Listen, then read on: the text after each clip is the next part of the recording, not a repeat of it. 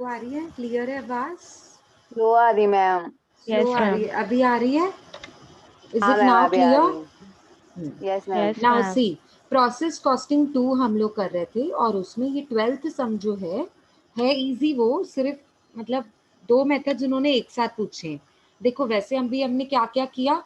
First सम में हमने किया था एवरेज यूनिट कॉस्ट मेथड, फिर सेकेंड हमने किया था फिजिकल यूनिट कॉस्ट मेथड, फिर थर्ड हमने किया था पॉइंट वैल्यू मेथड जिसको जिसको हम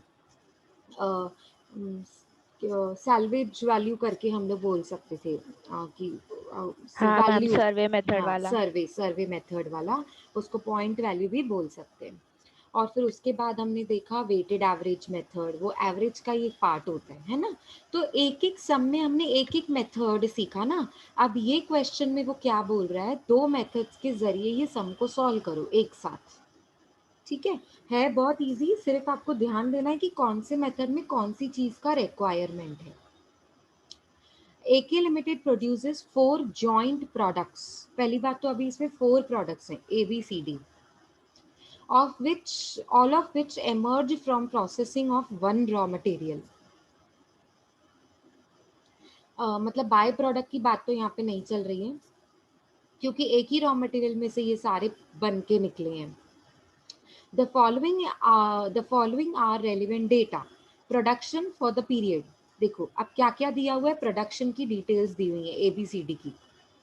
नंबर ऑफ यूनिट्स कितने ए के प्रोड्यूस हो रहे हैं 500, बी के 900, सी के 400, डी के 200। ठीक है, ये नंबर ऑफ यूनिट्स। अब जब वो फिजिकल यूनिट्स की बात करेगा तो मैं यही तो बेस उठाऊंगी, इसी का ही तो रेशियो निकालूंगी 5:9:4:2 कॉमन कैंसलेशन हो जाने के बाद। ठीक है ना। अब देखो नेक्स्ट क्या दिया हुआ है, selling price per unit. Per unit मतलब एक यूनिट को कितने में बेचा, सेलिंग प्राइस 18 रुपए में बेचा ए प्रोडक्ट को, बी प्रोडक्ट को 8 रुपए में, सी प्रोडक्ट को 4 रुपए में और डी प्रोडक्ट को 11 रुपए में। ठीक है, चलो आगे देखते हैं। मतलब इसने जो सेकंड मेथड पूछा ना, लास्ट में देखो मेरे कर्सर को सेल्स वैल्यू। तो सेल्स वैल्यू का मतलब ही होता है मतलब टोटल सेल्स अमाउंट कैलकुलेट करके। वैल्यू का मतलब होता है अमाउंट। तो जब हम सेल्स का वैल्यू निकालेंगे ना, उसका रेशियो निकालना पड़ेगा अब मुझे सेकेंड मेथड में। बहुत इजी है, सिर्फ रेशियो निकाल दिया ना, फिर तो जॉइंट कॉस्ट को डिवाइड करना बहुत इजी है। मुझे रेशियो चाहिए ना सिर्फ, वैसे भी। अब नीचे क्या बोल रहा है वो, the company budgets for a profit of 10% on sales. जितना भी आपका सेल्स का वैल्यू होगा उसका 10% आपका प्रॉफिट होगा। अच्छा, कंपनी के दूसरे कुछ एस्टिमेटेड खर्चे कॉस्ट्स दिए हुए, कैरेज इनवर्ट 1000 रुपए, डायरेक्ट वेजेस 3000 रुपए, मैन्युफैक्चरिंग ओवरहेड्स 2000 रुपीज। कुछ और एक एक्सपेंस भी दिया हुआ है जो 10% ऑन सेल्स वैल्यू है, और कौन सा है वो, एडमिनिस्ट्रेशन ओवरहेड्स। उसके लिए दिया हुआ है उन्होंने ब्रैकेट में 10% ऑन सेल्स वैल्यू। ठीक है, you are required to calculate the maximum price that may be paid for the raw material. मतलब सबसे पहले तो मुझे ये कैलकुलेट करना है। देखो ये ना आपके लिए न्यू पॉइंट है, calculate the maximum price that may be paid for the raw material.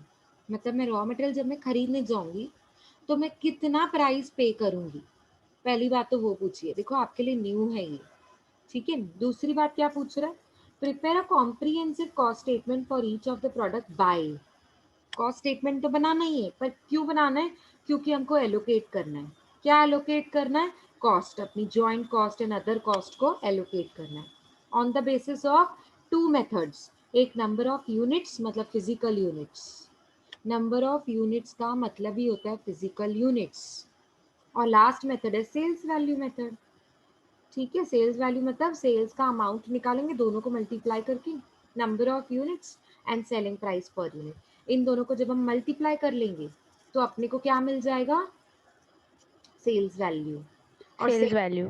Ji, sales value को जो अमाउंट आपको मिल गया सेल्स वैल्यू का, उसका फिर रेशियो निकालेंगे और उसके रेशियो के बेसिस पे हम अपनी जॉइंट कॉस्ट को एलोकेट कर देंगे। सबको क्लियर हुआ? Yes ma'am. ठीक है, हाँ, अभी देखो उसने सबसे पहले क्या पूछा है, calculate the maximum price that may be paid for the raw material. सबसे पहले तो उसने पूछा रॉ मटेरियल के लिए कितनी प्राइस मुझे पे करनी पड़ेगी। तो अभी देखो कॉमन सेंस से प्राइस पूछा है मतलब कॉस्ट पूछा है, बहुत इजी है, आप थोड़ा लॉजिक लगाओगे ना तो आपको इजी लगेगा। क्या पूछा उसने, maximum price that may be paid for the raw material, मतलब पेड मतलब मेरे लिए खर्चा, कंपनी को रॉ मटेरियल खरीदने के लिए कितना मैक्सिमम प्राइस पे करना पड़ेगा। उसने in short cost of raw material पूछा है।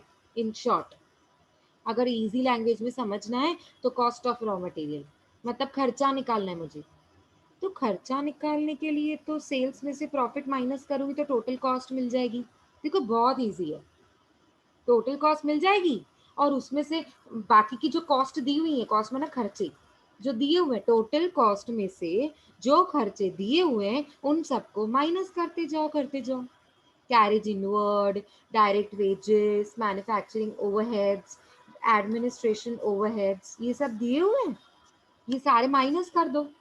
टोटल कॉस्ट में से ये खर्चे माइनस कर दो तो एक बैलेंसिंग फिगर मिलेगा जिसको बोलेंगे कॉस्ट ऑफ रॉ मटेरियल। अब भी नहीं समझा?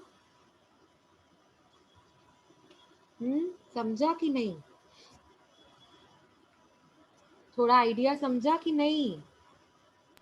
हाँ मैम, थोड़ा बहुत समझा। हाँ, तो अभी देखो प्रैक्टिकली कैसे करते, कोई बात नहीं, आप ये होमवर्क में मत लो, अभी अभी मेरे साथ साथ सॉल्व करते जाओ।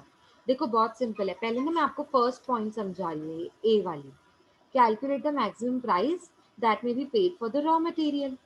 तो अब है ना सम में क्या दिया हुआ है, सेल्स दिया हुआ है, हाँ दिया हुआ है, ये देखो sales, selling price per unit दिया हुआ है, मतलब सेल्स निकालना इजी है, वैल्यू, ठीक है, सेल्स मिल जाएगा। और प्रॉफिट के लिए इसने नीचे बोला है the company budgets for a profit of 10% of sales value, profit भी दिया हुआ है, मतलब मैंने अगर सेल्स में से प्रॉफिट को लेस कर दिया तो मुझे जॉइंट प्रोडक्ट कॉस्ट मिल जाएगी, टोटल कॉस्ट, ठीक है, जॉइंट प्रोडक्ट कॉस्ट मिल जाएगी जिसको हम टोटल कॉस्ट बोलते हैं कॉस्ट शीट के हिसाब से।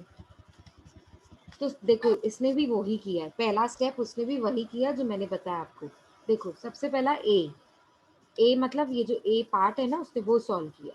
उसका first step computation of total sales value, पहले सेल्स वैल्यू तो निकालो, दी हुई नहीं है, निकालने के लिए 4 कॉलम्स बना दिए उसने, products, number of units, selling price per unit, sales value, ठीक है, 4 कॉलम्स के अंदर आपने लिख दिया ए बी सी डी। और अब नंबर ऑफ यूनिट्स यहाँ से क्वेश्चन में से देखो ए का कितना 500, B 900, C 400 and D 200, same copy कर दिया। ये सेलिंग प्राइस पर यूनिट दी हुई है 18,8,411, सेम कॉपी कर दो, दोनों कॉलम्स को मल्टीप्लाई करो सेकेंड एंड थर्ड कॉलम को, तो आपको मिलेगा सेल्स का वैल्यू। कैसे निकाला सेल्स का वैल्यू कोई बताएगा, ए का किसको किससे मल्टीप्लाई किया, ए के लिए नंबर ऑफ 500 यूनिट। को number of unit into multiply किया। सेलिंग प्राइस पर very good, unit. Very good, SPU। In short 500 into 18 ये बराबर है number of units into selling price का मतलब 500 इंटू 18 ए के लिए, बी के लिए 900 इंटू 8, मतलब आपने जो फॉर्मूला बताई वो खाली आपको अप्लाई करनी है ए बी सी डी करके, ठीक है ना, तो आपको मिल जाएगा सेल्स का वैल्यू। अब चारों को प्लस करो, चारों को प्लस करोगे तो आपको मिलेगा टोटल सेल्स। अब टोटल सेल्स को नीचे देखो स्टेप नंबर 2, टोटल सेल्स में से टोटल सेल्स है 20,000, उसके उसके लिए क्या बोला था, सेल्स के बाद क्या बोला था, profit is 10% on sales value. मुझे बताओ अगर सेल्स 20,000 है तो प्रॉफिट कितना होगा,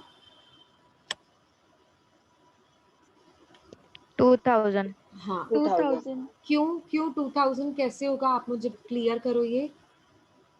10% 10% ऑफ निकाला है सेल्स 10% वैल्यू, सेल्स में इसलिए से। तो वेरी गुड, 20,000 का प्रॉफिट। 10% 2000। वेरी गुड, सो 2000। 20,000 का 10% विल बी 2000, वेरी गुड। मतलब इतना तो आपको क्लियर हो गया कि प्रॉफिट हमने कैसे निकाला और सेल्स कैसे निकाला। अब सेल्स में से प्रॉफिट को माइनस करते हैं, हमेशा याद रखो, सेल्स में से प्रॉफिट को हटा दो, माइनस कर दो, तो आपको मिलेगा कॉस्ट प्राइस, टोटल कॉस्ट। ये जो टोटल कॉस्ट है वही तो मेरी जॉइंट कॉस्ट है जो कि मिली हुई नहीं है, हमने निकाली इस सम में, वैसे हर सम में जॉइंट कॉस्ट मिली हुई होती थी, पर अब इस सब में हमने निकाली जॉइंट कॉस्ट, ठीक है। तो जॉइंट कॉस्ट कितनी निकाली हमने, 18,000। आया सब, जॉइंट ही है ना। देखो मैम ये जॉइंट कैसे है वो बताओ, जॉइंट कॉस्ट कैसे है। हमने देखो सेल्स का 20,000 जो लिया था वो सबको प्लस करके लिया था ना।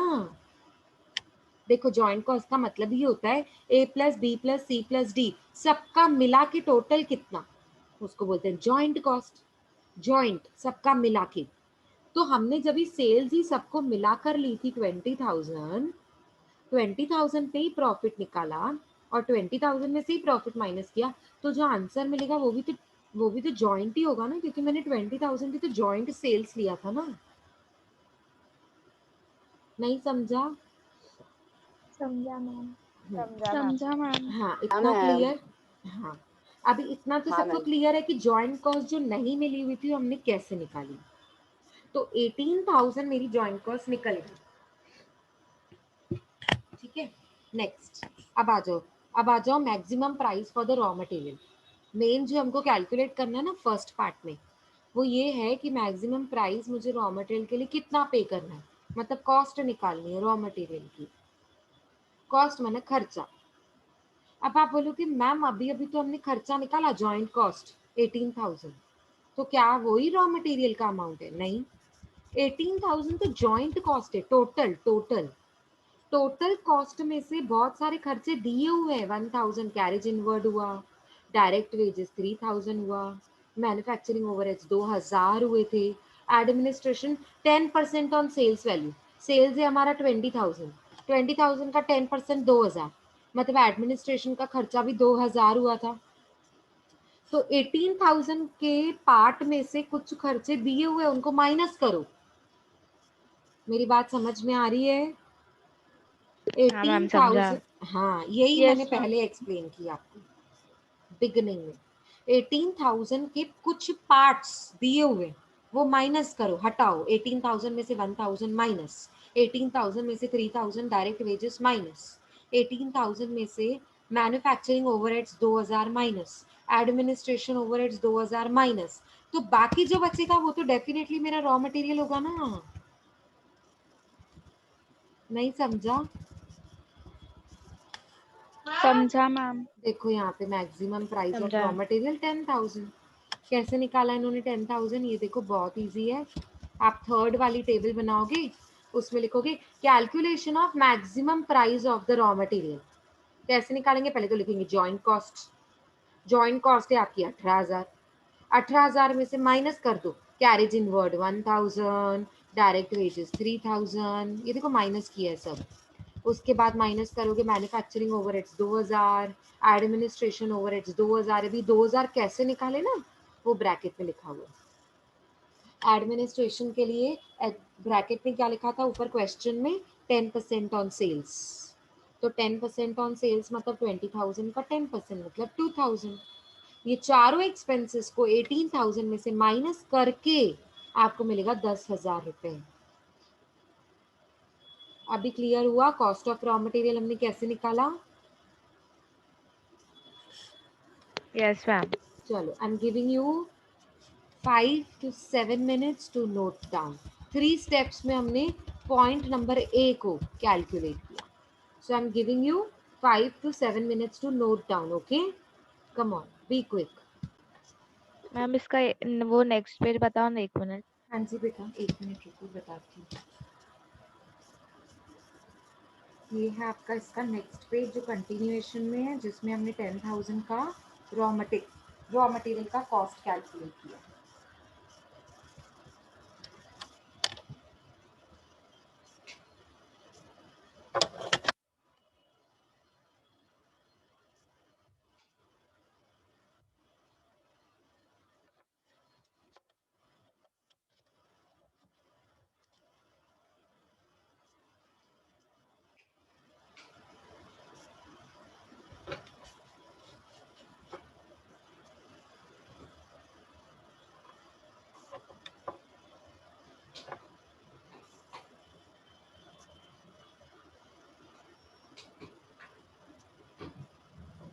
मैम इसमें लिखा है बी में statement of apportionment of joint cost तो हमको भी सेम हेडिंग लिखना है।